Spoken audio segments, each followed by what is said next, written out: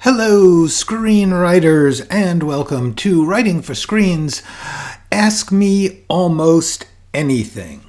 Oh, I'm just going to adjust my microphone a little. It was set a little high for a Zoom I was on.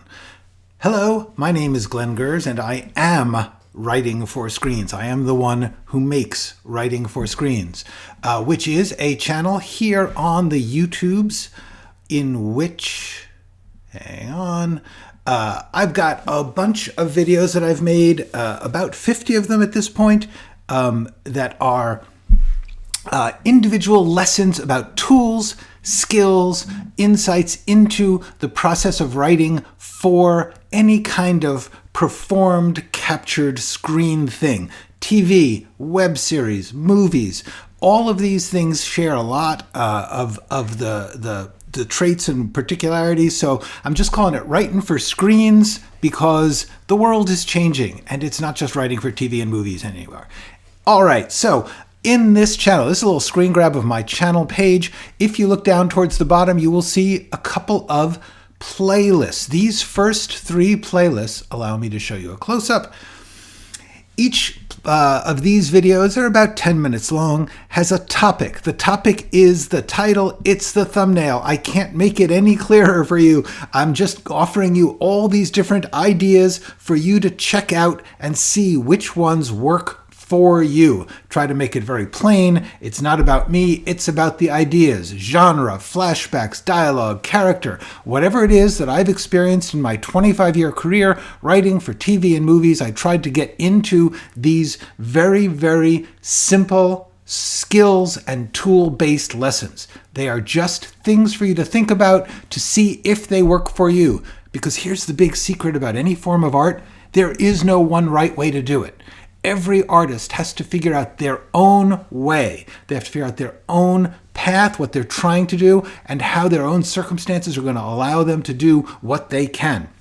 That is for you to figure out. It is part of the job of being an artist. Try to figure out what you want to do and what you can do in the circumstances that you are. Try to figure out how those work together, and then just keep working on getting better. That is what I have to teach. All I'm trying to do is show you some things that might help. Little tools, tricks, skills, things to try. Just try them out. See if you like them. If you don't like them, don't do it. There is no system. It doesn't matter at all if they work for you. All right, let me do some hellos. Hello, Michael. Hello, Spiritual Relief. You are welcome. I don't believe I've met you before. It's very nice to have you here. Hi, Donna. Hi, Angeli. Okay, so here's the deal. Wide open today. Ask me almost anything. But I'm going to start out. I got an email and a comment about last week's topic. Last week's topic was, how do you know if an idea is good enough? How do you figure out if the idea that you're working with is good enough? My basic answer was, of course it's good enough. There's no such thing as a bad idea. I even gave this, the bad idea challenge. If somebody here can give me an idea that they think is the worst idea, a terrible idea, I'll try and show you how it could be a good idea, because it's really all about what you do with the idea. Now, I got this comment. Somebody told me a couple of ideas for scripts they had written. And I have to tell you, I'm not going to tell them because they're not mine to tell, but I thought they were good. I thought they were good ideas. I didn't have a problem with the ideas at all. The person then said, I enjoyed creating these stories, but people who read them or knew them don't support them or weren't interested in filming them with me. I feel that this situation has made me lose hope of creating something original that could lead me to be a screenwriter and director. I'm having a hard time now finding an idea that I think is original. I'm rejecting several of the new ideas that come to my mind. I feel like I'm in a creative crisis. This is really common. A lot of people ask me or tell me things that are very, very similar to this. And I want to talk about them because it's really important that you know it's not the ideas. The ideas are not bad. We're going to break down that comment because there's a lot of things going on. A couple of quick hellos. Hello, Beth. Very nice to meet you. Hello, Nathan. Okay, so let's talk about this. Oh, it's not this one. This one. All right. First of all, I enjoyed creating these stories. Yes, Yes, this is the key. You have to always work from something you enjoy writing, but then you say, but the people who read them or knew them didn't support them or weren't interested in filming with me. Now let's talk about that. Because the one thing that you cannot control is whether or not people like your work. The first thing that I advise is show it to a lot of people, but be aware of the limits of any particular reader. And those limits can be among the most talented and gifted and important and powerful people that you can find. They're still going to have limits. For instance, many people in the business, they are looking for something to help them with their career, okay? So therefore, you could write the best 16th century whaling story in the world, and if it's somebody who wants to do an auto race show, it's not going to work for them. And they're going to say very often, like, the idea just didn't work for me. You're thinking, what's wrong with my idea? What's wrong is that it didn't match that person's needs. The other reason that people often don't support you, especially people that you know, is either they don't know anything about creative screenwriting. They may have never read a script before, or they don't understand the difference between a script and what eventually comes out. Or if they are in the business, they want to be in the business, they are working like you towards being in the business, or they are doing something in your local business, they may simply have a problem with doing things that, once again, for their own agenda. They may be nervous that you aren't important enough for them, or that your idea won't help them to get the thing they need going. Or they may just have different taste. If you show a romantic comedy to a person who loves bloody thrillers, it's just not going to go over well. There are so many reasons that people don't like what you write. You got to get used to that. If you're getting 50% people liking it, you're doing great, okay? That is just the reality of being a creative artist. Everyone is not going to like your stuff. So let us look at this in more detail. Oops, not that one, this one. Okay. Say they weren't interested in filming them with me, okay? Once again, the reasons that they may not be interested in filming them is because they don't think it will be commercially successful for them or artistically successful for them. The other thing that can happen is that you're saying, I feel this situation has made me lose hope of creating something original that could lead me to be a writer or director. This is the biggest, most important point. It's not originality that gets you there. That's not what is the most important thing. The most important thing are tools and skills and your emotional commitment and talent, your ability to absorb other works of art and transfer what you learn from them, your writing ability. You can write something. Most people who are working in the business are writing something that's not very original. The question is, can they write it well? Can they write a good scene? Can they make a character come alive? Can they make good dialogue? Can they think of a good way to do an unoriginal thing? That is what is going on with most professional writing. So original is not what matters. What matters is how good a job can you do with whatever you're doing.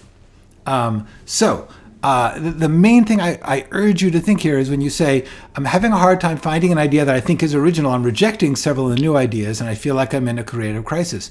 The ideas that you read, I don't know what kind of writer this person is.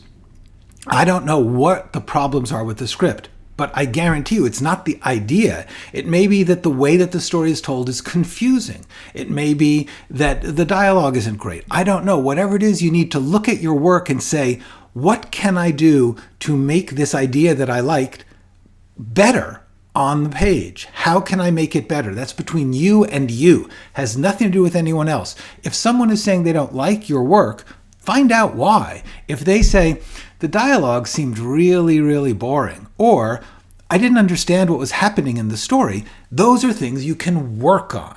So that's what you want to do. You want to work on taking whatever you're doing and getting better at it. That is a never-ending task for every writer. So therefore, every artist, you're saying, I'm going to do this thing because it feels like a good idea to me. I think it's going to be a good idea. How can I make it as good as it can be? That's what makes things better. That's what makes things matter. So Keep showing to different people, but also keep writing new stuff and work on making it better. Not getting a better idea, making your writing better. And obviously, I believe that these videos will help you do that. So please do watch them. There's 50 of them now, okay? 50 little lessons on how to be a better writer, plus all the live streams. So that's my advice on that topic. Okay, let's get into this. I'm trying to find my voice, but I still want to ask, how do I mix my beliefs with the great art writing, cool film ideas, and maintain integrity with them both? Not make it hokey or soulless. Okay, another big, complicated question. Let's break it down. The first part of it is, how do I mix my beliefs with the great art writing, cool films? Why are those not mixable? That's my first question. It seems to me like if you've got beliefs and you've got great writing, you just use the great writing, the cool ways of writing to convey your beliefs, to embody, to provoke the things that you're trying to do. If you're trying to proselytize a certain message, you need to get it through the drama. But beliefs and great art, there's no conflict there. So then the question is, maintain integrity with the beliefs and with the art. Then we get to another whole question, to not make it hokey or soulless. Entirely different questions. Beliefs, first of all, beliefs often are hokey. Beliefs can be hokey. That's okay. The question is, how can you make a hokey belief really hit home? Last night, I just rewatched Punch Drunk Love.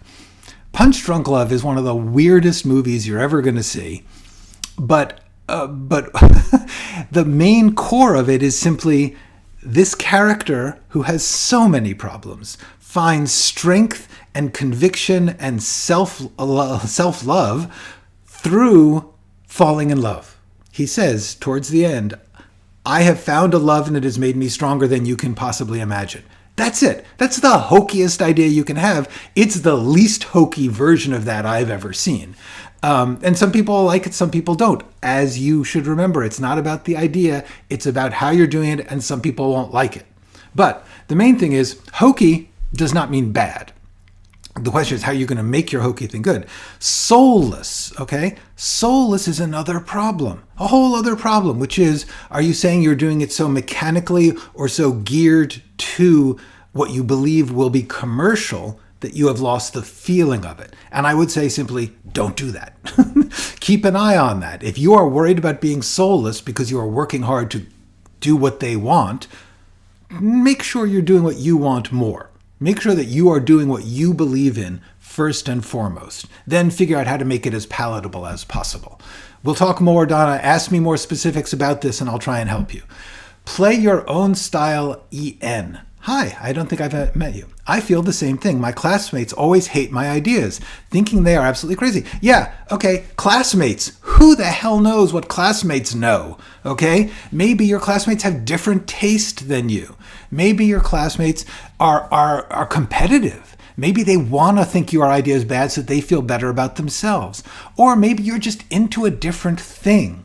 Or it's it's always possible that your classmates are just better at you at this than you at the moment. But the point is, if they're just saying, I hate your ideas, they are wrong. Because an idea is not the problem. If they said, I don't think that this idea is being done well, then they are helping you. If they're just saying, I think that's a bad idea, they are limiting their imagination. Because I guarantee you, try it out right now. Anybody out there, give me a bad idea, I will show you how it's a good idea. Or play your own style. If you want to tell me one of your ideas, if you don't mind putting it out here, I'll tell you, how it can be good. Okay? Because I'm sure your ideas are not bad. Struggling with creating for an audience versus creating for me, and the balance of being much more motivated to create things I like, but losing motivation if no one watches it, versus creating for the audience. Okay, this is a big one. This is a good one. Excellent question, spiritual relief. Same as Donna. Many people are thinking this. It's a biggie. So let's talk about it. Creating for you versus creating for them. Okay, first of all, what is the thing? Think about this. What is the thing that you like that they don't seem to like? Because it could be simply you are looking at the wrong audience. For instance, if you were Paul Thomas Anderson and you wanted to make Punch Drunk Love, you have to know that the studios are not going to go for that. They went for that because he was famous and he got a cool cast. Okay, he was already in a position to take a risk. But even then, that is an art film. Okay? Or if you are into really, really gory horror that just repels and revolts, you're going to find a limited audience for that. And if you are just trying to hit the mainstream, that is this teeny, teeny, tiny target, which is constantly shifting depending on what made some money last week. I would say try to create things you like and think about what is it about that you like and what qualities are you trying to do, and try and get them to be more and more and more the center, the power of your story. If that idea is poetical, elliptical, hard to understand, well, you're going to be making art films, and that's cool. If the thing you like is kind of moody and menacing and we don't really understand it, there are very often things that work that way and then do fine. But they're not going to go right to the studios. They're not going to go to the streaming service network. We're going to do this for tens of millions of dollars. You're going to have to start small. That's okay. The question is, if you are feeling the conflict between what you love and what you think is commercial, stop trying to be commercial. Okay? It's just that simple. Because what you love, you have to do as well as you can and find the market for that. If your audience, all right, I have told this story before, but I will tell it again. I made a movie that had 18 main characters. It had a huge cast. The whole point was it was a sprawling, complex ensemble story. It was also very, very shocking in many ways. And I said, I want to do this because it is so out there. It's breaking all these rules, and it feels right to me. It's my taste. I had to do that in the cheapest possible way. I had to raise money and shoot it and get it produced myself, and I lost every penny, but it did go to 3 film festivals. And at those 3 film festivals, there was a screening for each one, and each screening had about 20 people. So this movie that I spent years of my life on had an audience of 60 people. 2 things happened. One, I learned that some of the things I did in it were not working. Okay, I had done some very long uninterrupted takes and the pace was wrong. And I wasn't working well enough with the actors. So that's not going to win. That's not going to be as great as I wanted it to be. But the other thing I learned is that those things I thought could work, a lot of them worked. Among those 60 people, most of them got into it. So that was worth it. It's worth that.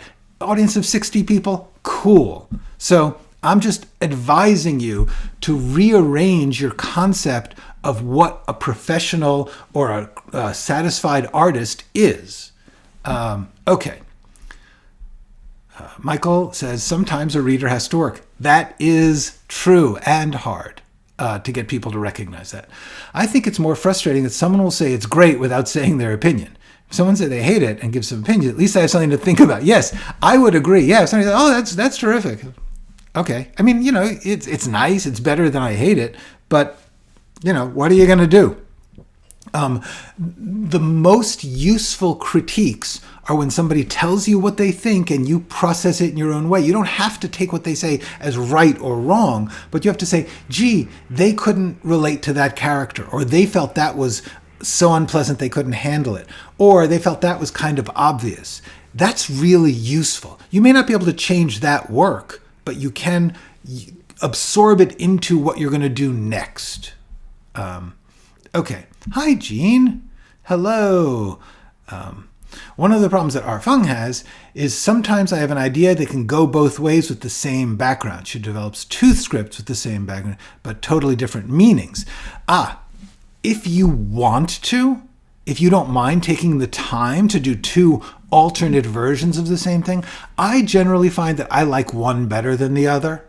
When I have something that could go 2 ways, and I think I just generally commit to one of them. However, it's not the worst idea to try 2 different versions. You'd learn a lot about that. The problem is most people won't read 2 versions. They're only going to read 1. But as an experiment for yourself, it's not a bad idea.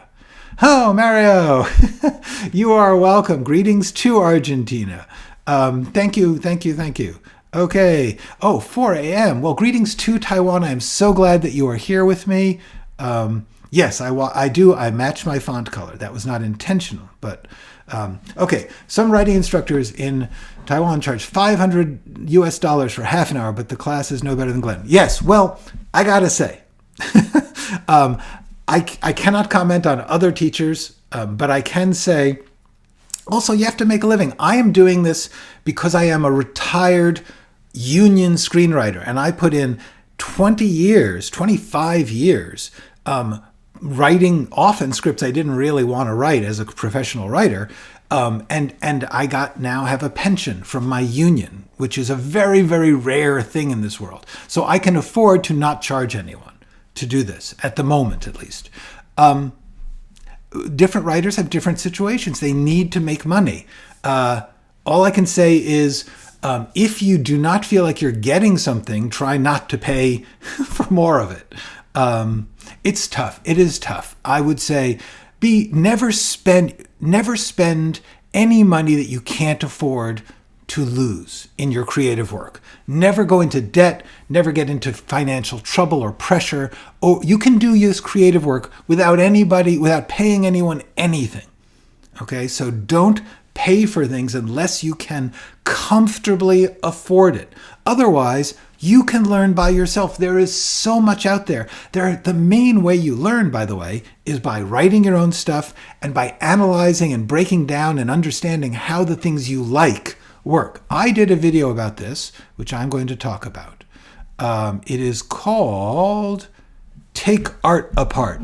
And I would love it if you guys watched that, because what it says is you can figure out what you like by yourself, just watching something over and over and asking questions. Ask questions. Okay. The new wave forces the audience to work on it. Yes, very often. Okay. I love subtle, but I tend to write like a sledgehammer. It's like the 2 sides of my brain won't work together, either sacred or cool, but not both. Even in editing. Yes, it makes sense. I would say, that's a tricky one. You're saying you write like a sledgehammer, but you love subtle. You could try and work on, literally, like practice subtleties. Like maybe write the sledgehammer version and then look at it and say, how can I subtle this up? How can I take a little bit of that sledgehammer edge off those lines, that scene? My feeling is don't over-censor yourself. The best thing to do if you don't like your own writing style is write the way you write, and then as a second stage, give yourself a challenge of bit by bit, just piece by piece, figuring out how can I make this more subtle or more commercial or whatever it is. That would be my suggestion is, if you have a way that it's coming out, don't stop it from coming out. But then, especially the subtle to sledgehammer, that's an easy one to work on, because you can say, this is too obvious. This line is too obvious. What can I do to make this exchange of dialogue less obvious? There you go. Okay. Play your own style's given me a bad idea. A depression robber forgets to take his meds, trying to get arrested. But the harder he tries, he fails to get arrested and becomes a modern-day robber. That's frustrating him. Okay, I don't see how you think that's a bad idea. That sounds like a great idea to me. There's 2 layers to that. One is the idea of someone who is trying to get arrested but failing and therefore is becoming more and more of a super criminal, a legend criminal. That in itself is a terrific story.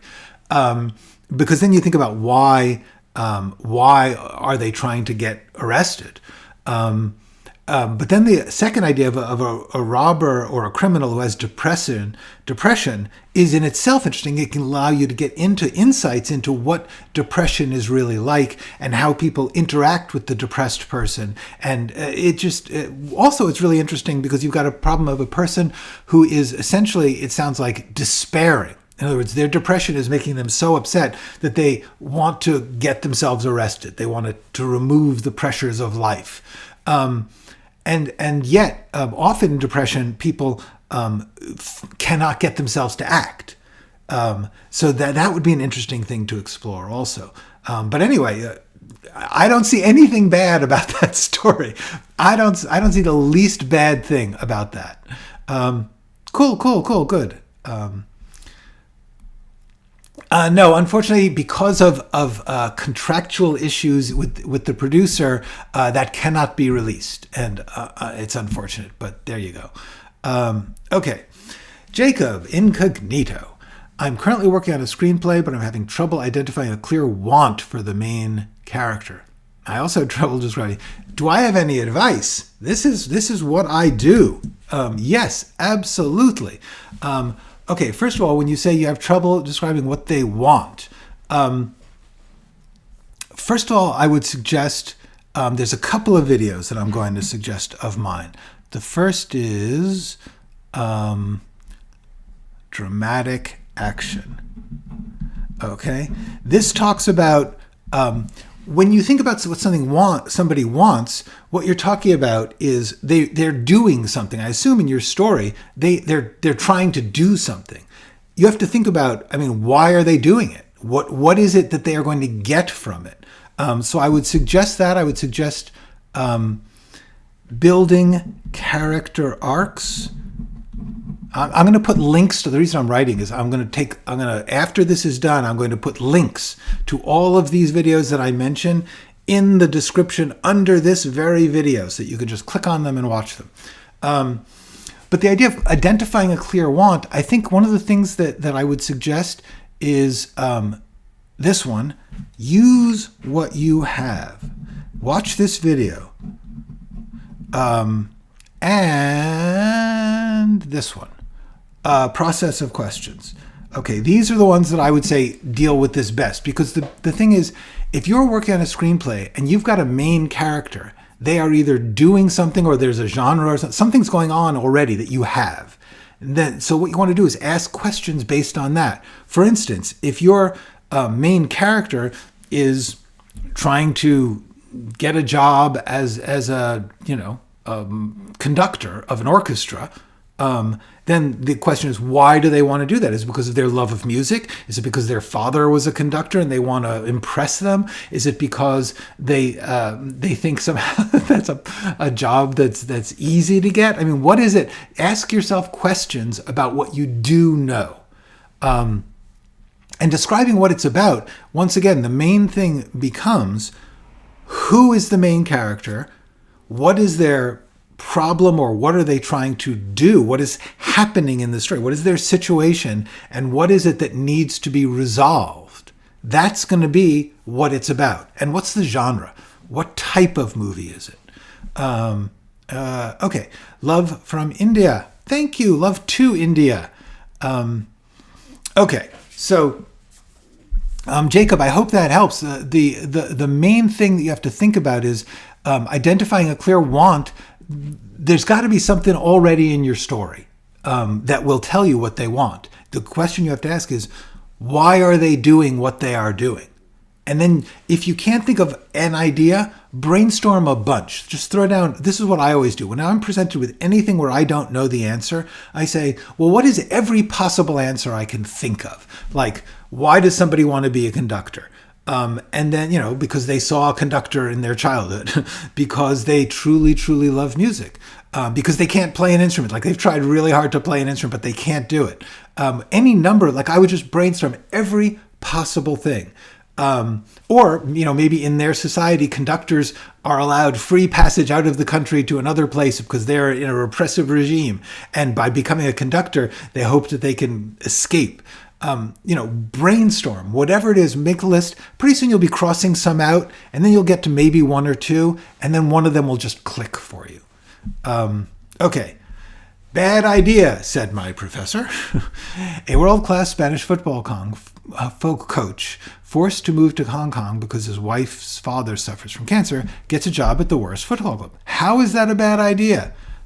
It's basically Ted Lasso. It's Ted Lasso with cancer. It seems to me like there's a good story there. I don't know what's wrong. The question is, what is the Spanish football coach in what relationship are they going to have their story play out? Is it with the team? Is it with the wife? Is it with the father? Is it with the citizens of Hong Kong? Whatever it is, think about the relationship. That's one of the key things when you're asking questions is who is interacting with who in your story. Once you get that, you start to develop a story, because if it's between this coach and the citizens of Hong Kong, then the question is he going to win them over? Is he going to learn from them? Is he going to teach them something? I don't know. Like I said, I'm just brainstorming every possibility. None of these are the most original things in the world, but that's okay, because it's what you do with it. Okay. I'm a very bad person that keeps buying screenwriting books in Amazon and returning after reading the entire books. Okay. Yeah. I cannot advise one way or another on buying, reading, and returning. There are things in the library. But anyway, whatever you can do to learn, I'm not going to say don't do it. Also, Amazon has enough money. Any insights into treating a non-fiction subject like Sufism as a character that goes through the traditional story structure, character arcs? I'm trying to figure it out. Well, here's the thing. Traditional story structure simply means when you're treating the subject of any subject, it's going to have to do with what the character how the character is interacting with that, or using it, or needing it.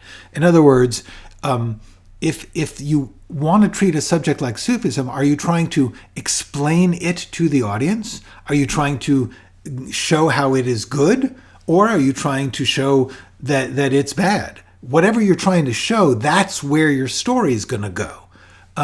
If you are trying to say, this is a very legitimate belief system, and other people are rejecting it, and I want you to understand the core of its goodness, then the character either has to be enlightening the others or being enlightened as they engage with it. The way that you deal with a subject is through the story. I did a video on this called Theme. Once again, I will put the link down in the description afterwards, but there's 10 whole minutes on that topic. Okay. Sometimes I find subtext distracts from the pacing of the story. Yeah, I mean, the tricky thing about subtext is it can actually it's not inherently faster or slower. In fact, subtext can make things go very fast. But the work that you put in can make it feel slower. Okay.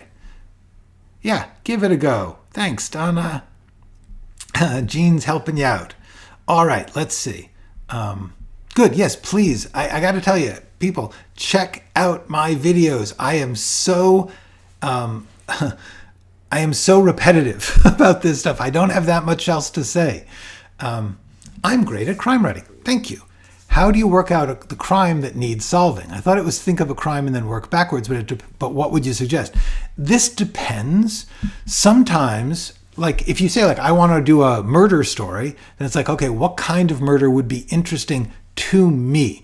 You're basically sorting through all the stories you've already seen and finding the ones that you feel like that was a juicy idea, but I can think of a different way to do it. Or, oh, that's been done to death. I've seen that too many times. I don't want to do that. But what you're doing is you're thinking, the main question is, what is your reason for the crime story? For instance, if you are trying to scare people away from being criminals, or if you're trying to reassure them that even though there are criminals in the world, other people help to defeat them, that's sort of where it goes for me. Sometimes you come up with the crime first. Sometimes you come up with the thing you want to get to, and work back from that to the crime. a lot of times I think ideas come at you from random places. You don't really know why. Oh, I just got an idea. This person's going to be murdered in a swimming pool. Whatever it is, little ideas are happening all the time in your head. And if you write them down whenever you have them, they become, first of all, a nice scrap pile for you to work from. But also, you begin to have you get more ideas the more you write them down. But I would say the main thing, once again, it's going to be that process of questions video I just finished. Like, if you don't have a crime, you start to think, what crimes could I have? If you do have a crime, how can I make this crime not obvious from the beginning? Like, what is it that I'm going to withhold that will solve it at the end? Very often, you do work backwards. I believe it's a very good idea to get an idea of where you're ending and then figure out the rest of your story. I want to write a hyperlink script. Can you give me any suggestions? How is the hyperlink movies trend nowadays? I have no idea.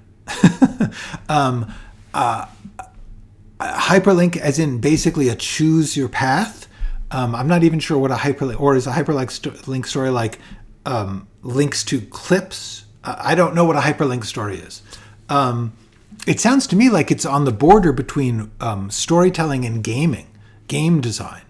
And then the answer is, the trend is find it. Do narrative gaming is a really cool place to explore as a writer. But that's all. I don't know that much about it.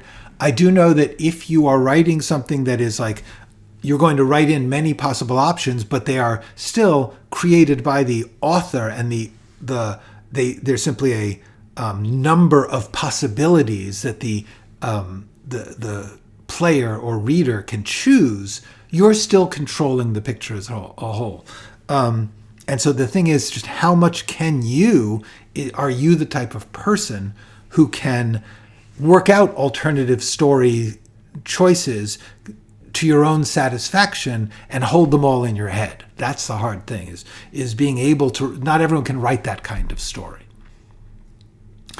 Okay, Arfang is talking about his story about the coach. The coach loves coaching, but also loves his wife. He was coaching the best team in the world. Okay, I got to say, this just doesn't sound like a bad story. It sounds like he likes winning, but his new team almost said there's not enough characters for conflict, or not enough conflict for the characters. Once again, the problem is not the idea. If there isn't enough conflict between the characters, you need to work on that. But the other thing is I'm not sure what it is that the teacher was having a problem with. I didn't read the script, and I'm not the teacher. So there's two large areas of lack of knowledge for me. What I can tell you is that if somebody says there's not enough, well, first of all, teachers sometimes have their own path. They think this is the only way to do conflict, for instance. The conflict has to be violent, or the conflict has to be explicitly stated. Then your job is to find out what that teacher wants and give them what they want, because that's the point of a class. The point of a class is to learn what the teacher has to teach. You may disregard it later, but while you're in that class, you should do what the teacher is trying to teach you, because that's the point of the class. But the idea of definition of conflict, everything in my storytelling, my 6 questions video, my character arcs video, all the things I've already mentioned, that's what conflict is. Conflict is somebody wants something and they have obstacles in what another person wants. Conflict is people wanting things that get in each other's way. So, okay. How would you work with other artists on representing your work? Like a comic artist loves your novel and wants to make it into a comic. How do you keep the spirit of your story? But don't damage the other artist's freedom and inspiration? This is a very, very good question.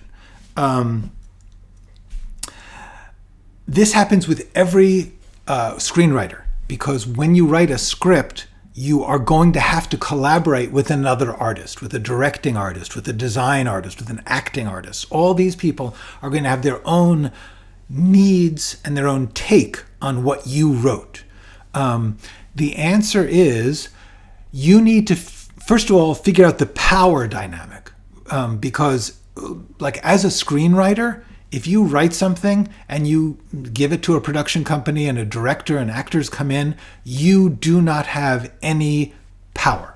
You have no say. You can say, I don't like that you're changing it, but they can still change it. That's like a legal issue, at least in America. The more of the moral question of whether or not you can impose your artistic vision on the other collaborator, the other creator, the answer is you need to talk honestly and openly with them before you begin, and talk about what are we going to do when there is a difference of opinion. How are we going to work it out? And you have to be willing to let it go, if possible, to allow them to do their thing. One of the famous quotes that's been quoted from various novelists, William Faulkner, a couple others, somebody has said to them, how do you feel about what Hollywood did to your books? And Faulkner pointed to the shelf and said, they didn't do anything to my books. My books are right there. If you write something and then someone adapts it, you just have to remember that their adaptation is going to be a different thing. If you are working on something where you are collaborating with them, you have to recognize that a collaboration means a give and take between artists. And you have to figure out what it is that you feel is urgent. Like, it won't work without this. And sometimes you have to let it not work without it. You have to say, okay, in this particular case, it's only going to get done if I allow someone to do their version of it. Other times you have to say, no, you can't kill off that character. I have that character at the end for a reason. So it's partly a moment-by-moment negotiation and compromise, and partly it's a how do you communicate with the other artists. That's the key. And that takes a lot of work. But the main thing is, if you feel afraid of what's going to be done to your work, try to separate that out. Try to, in fact, have a version of your work that's untouched, that's yours. If you're a screenwriter, it's hard to do that because the script itself only exists in the presentation of it. But if you're going to write a story and then have somebody turn it into a comic, let them create with it, work with them on it, explore that, enjoy that. That's what I would suggest. Thank you. Okay. Will you be doing any masterclasses? This is it. Masterclasses has no interest in me because I'm not famous. But my channel, there you go. We did that. Sorry, Yuli. Outlines help if you have a story. Yes.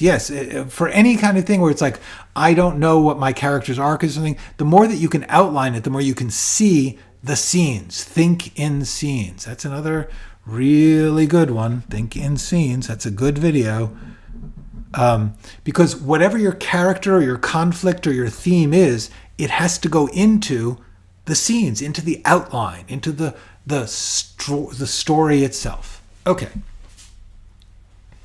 I have ideas when I am smoking pot. The only thing about that is you don't want to then have them and not remember them later. So if you have ideas when you're smoking pot, have a notebook by your side or use voice memos on your phone or something, but don't let them get away. They may be incoherent in that version, but you need to capture them. Okay. Hello, Adam Lum. So glad to catch you live. Yay! You can figure out which of your NaNoWriMo scripts is working and what they are about. Okay, if you're doing more than one NaNoWriMo, I'm impressed because I can't even imagine doing one. So the answer is go to it. Yes, start with the ends and work backwards. If possible, yes. I hate to be constantly talking about my own videos, but this one, the 6 essential questions, it's the best advice I have for almost all of these questions. Okay. I would like to write about a ninja in Chicago, but I keep getting stuck in the middle. Can you help? Well, yeah, first of all, without question, you need to watch my other Wayne, have you watched my videos? These, let me just show it again. Okay. On my channel, the first 3 playlists: Screenwriting Essentials, Screenwriting Tools, Skills and Craft, and The Process, Being a Writer. Those are the names of the first 3 playlists when you're scrolling down my page.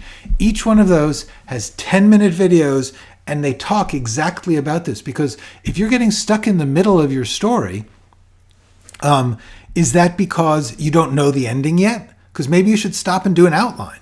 That can easily help.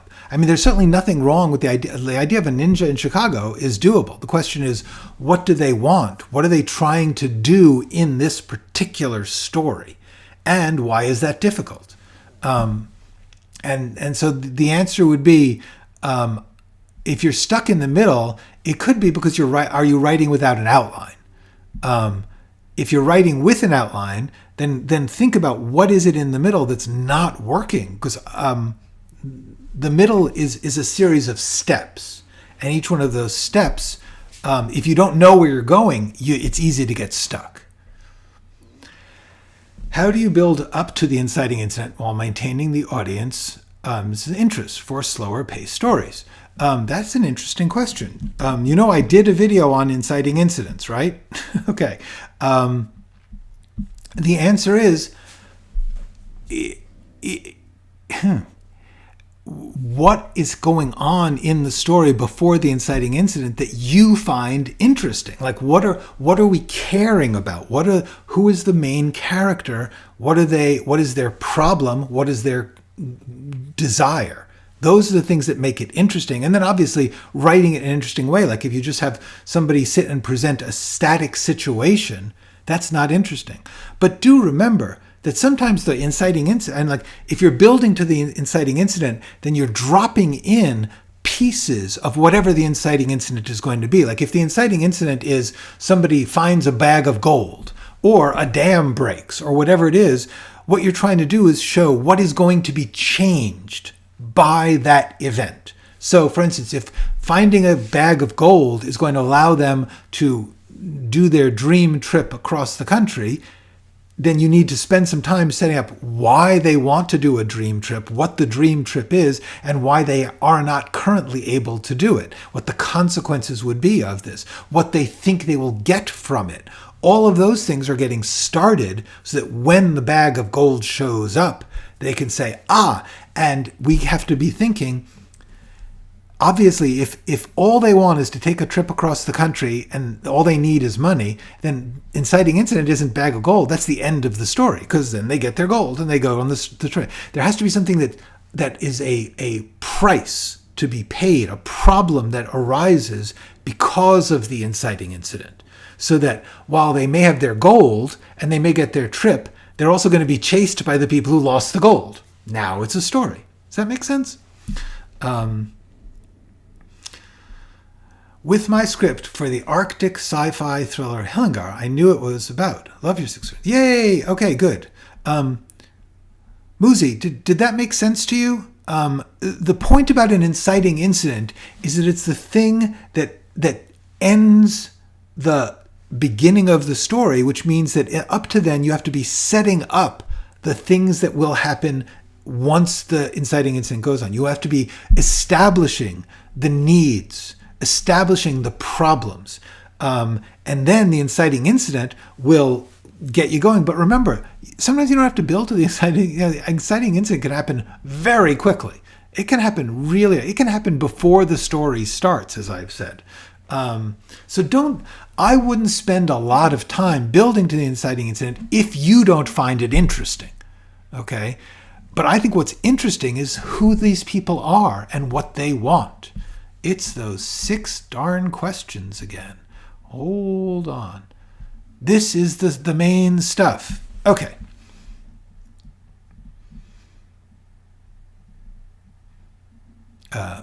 So your teacher, yeah. Well, if your teacher doesn't get it, the question for you is, do you believe that your teacher is right, that there is not enough conflict in your story? If you don't believe it, don't worry about it. The all-important pitch is based on a good idea. I have to disagree. I believe that any idea can be made into a terrific pitch. The point is, what are you going to do with it? And especially with a pitch, just how are you going to craft the hooky version of it? I do not believe that there is such a thing as a good idea. I believe there are certain things that are more conventionally saleable at any given moment. But the thing about that idea is everyone is doing it and no one is selling. The percentage of people who are selling their work at any given time, who are doing all the right things, is like 95%, okay? Maybe more, okay? So therefore, that couldn't be the only thing that matters. If that was the only thing that matters, then all these people with all their good things would be selling. And most stuff doesn't sell because it's a magical combination of a lot of different things, and the idea is only one of them. Honestly, there is no such thing as a bad idea.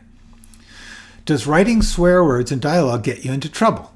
That depends. With who? Like, if you're 15 and you write swear words and your mom doesn't want you to, yes, it will get you into trouble. Will it get you into trouble writing for network TV? Yes, they don't want you to do it. Will it get you into trouble writing for cable TV? No, they love it. Streaming services, they have no ratings, not a problem. Every individual producer will have a different feeling about swear words. So the answer is, it will depend on the circumstances of the person reading. Okay. Do writing prompts help creativity? They can. It's certainly a fun thing to do, but truthfully, the thing that helps creativity most is having a familiar process to write so that you're not worried about the writing, and whatever ideas are jumbling around in your mind, you can go with. I believe that being comfortable with writing every day, if you can, a little bit in the same process, whether it's opening your laptop and having a document, or writing on a yellow legal pad, whatever it is that's your comfortable process. Doing that frequently means that creativity will explode in that place. That's my thing. Writing prompts only help spur you to thinking, but the truth is you're already thinking. You just are, not capturing it. You're not aware enough of your own creativity. We're all creating constantly in our heads. The question is making it comfortable artistically. You're being creative already. If you're watching this, it's because you're already being creative. Okay. I have an obsessive personality. Most ideas come when I'm away from the computer. Exactly. Which means you need to figure out a process to capture all those ideas that happen away from your computer. I have a note-taking app on my phone. Some people carry a little notebook. Other people index cards, or they'll just leave voicemails for themselves. They'll call their own number, leave a voicemail, and say, this is what I was on my way. Great. Whatever works for you. Okay. I'm not doing I do National Novel Writing Month. So I'd be NaNoWriDec, a National Novel Writing Decade. It takes me a long time to write a novel. So, okay. All right. Well, listen, we're getting to the end, so I'm gonna call it quits for now. Thank you for these wonderful questions. I hope my answers were helpful. I beg you, I urge you to, all the things that I said are already answered better in these videos. I will also put links to some of them down below, but what I urge you to do is just spend some time. They're just 10 minutes. I tried to make them really short and really pithy, really full of details, so that you can just say, let me see if I can apply this to my problem. It's not theoretical. It's like, I can try this trick and see if it works. That's what I hope you will do. In the meantime, go write something.